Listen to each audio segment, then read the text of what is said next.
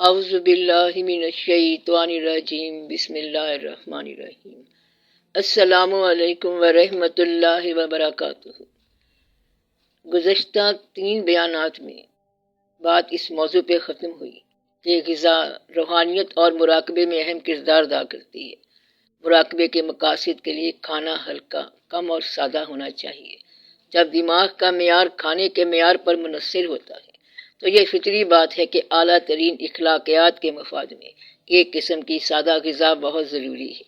ان خواہش مندوں کے لیے جو غور و فکر کی زندگی گزارتے ہیں اور جو روحانی زندگی گزارنے کی کوشش کر رہے ہیں۔ چٹپٹی، گرم لذت سے بھرپور خوراک انسان کو اس کے جسم کا راستہ دکھاتی ہے، انسان کو اس کے جسم سے متعلق ہی رکھتی ہے، جبکہ سادی اور کم غذا بندے کا دھیان دنیا کے اندھیرے سے نکال کر اسے باہر کا راستہ دکھاتی ہے۔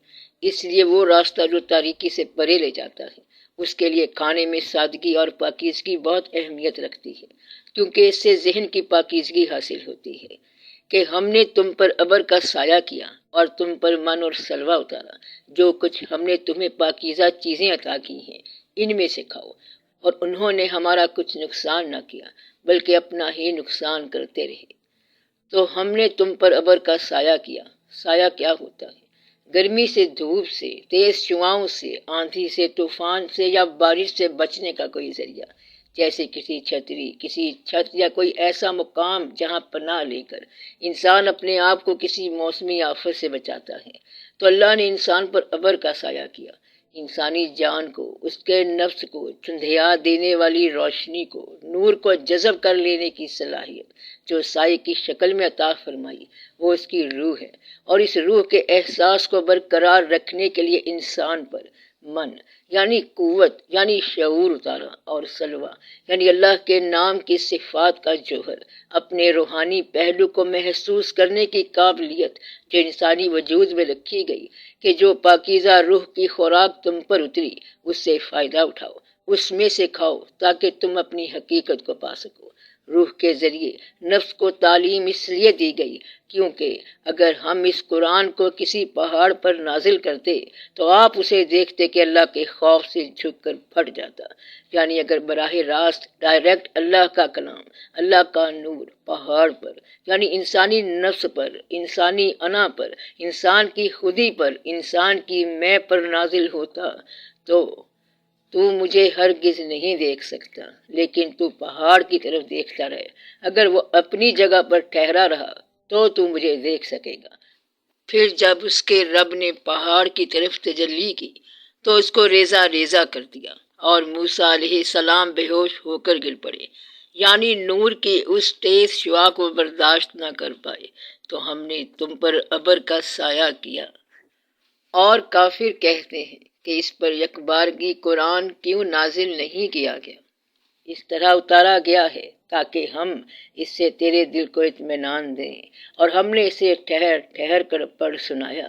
تو ہم نے تم پر روح کی خوراک اتاری جو نور کو جذب کرنے کی صلاحیت رکھتی ہے، جو تمہاری توجہ حقیقت کی جانب رکھتی ہے، اور تمہیں کہا کہ ان پاکیزہ چیزوں میں سے کھاؤ جو تمہیں اشتعال نہیں دلائیں گی، جو تمہارا رجحان تمہارے نفس کی طرف، جسمانی ضروریات کی طرف نہیں جانے دیں گی۔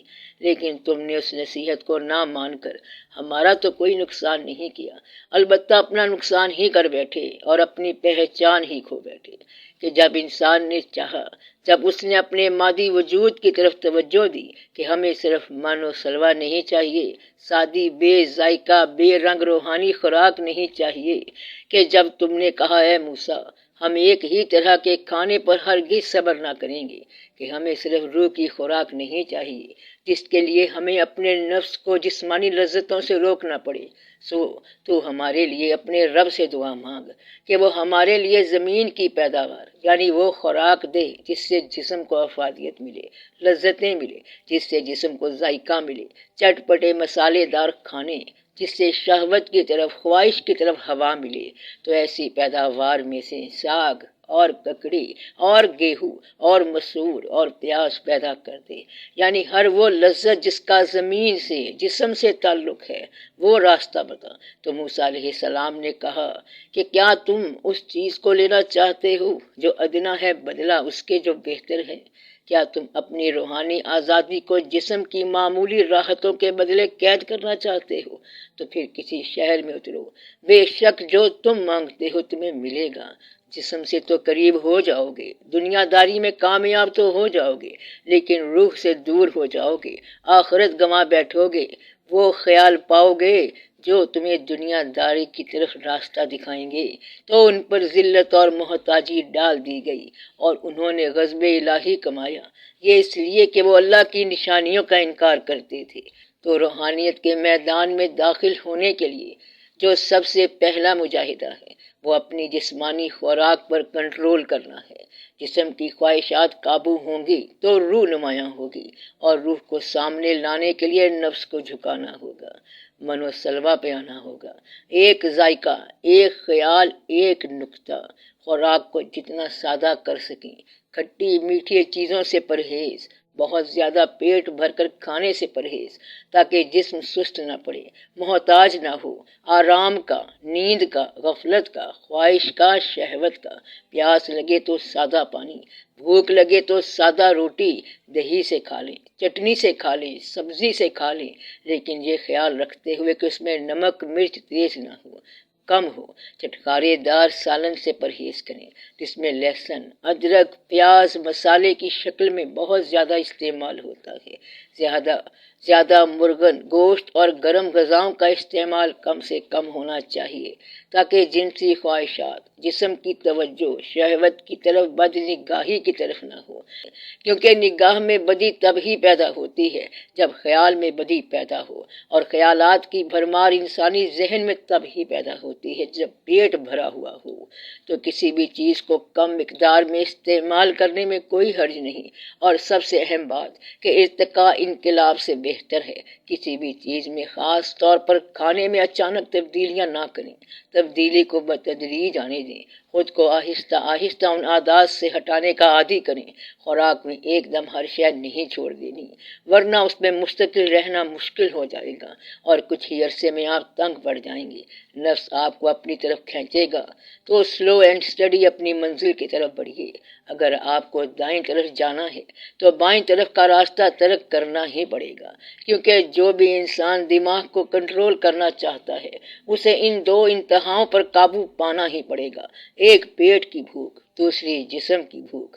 اور شیطان نے آدم کو انہی دو انتہاؤں سے ورگلایا، پیٹ کی بھوک کی طرف رغبت دلائی اور نتیجے میں شہوت کی طرف عمل ہو گیا۔ تو آپ نے بہت تحمل سے اور مستقل مزاجی سے اپنی خوراک میں سے ان غذاؤں کو کم کرنا ہے جو غیر ضروری ہیں۔ کھانا وہ کھانا ہے جو سادہ ہو، وہ کھائیے جو آپ کو آسانی سے دستیاب ہو، بس خیال یہ رکھے کہ تھوڑا بھوک رکھ کر کھانا ہے، اتنا پیٹ بھر کر نہیں کھانا جس سے جسم میں سستی کاہلی پیدا ہو۔ جسم کی سستی دماغ کو سوچنے سمجھنے کی صلاحیت سے دور کرتی ہے، ذہن تھکاوٹ کا شکار ہو جاتا ہے۔ خوراک سے وابستگی برائیوں کی جڑ ہے۔ یہ موضوع اتنا اہم ہے کہ ہماری آج کی نشست روحانیت اور دماغ کے کنٹرول کے باب میں اسی موضوع پہ رہی، کیونکہ اس سے آگے کے مراحل جو مراقبے کی مشقوں پہ مبنی ہیں وہ تب ہی فائدہ دے سکتے ہیں جب خوراک کے اس مرحلے کو عبور کیا جائے۔ انشاءاللہ اس سلسلے کی 5ویں سیشن میں ہم ان روحانی مشقوں سے متعلق بات کریں گے جو دماغ کے اصرار اور کنٹرول کرنے کے لیے معاون و مددگار ہیں۔ انشاءاللہ زندگی رہی تو اس پہ اگلی نشست پہ بات ہوگی۔ تو سب کا بھلا، سب کی خیر، جیتے رہو بہن بھائیوں، بیٹے بیٹیوں، فی امان اللہ۔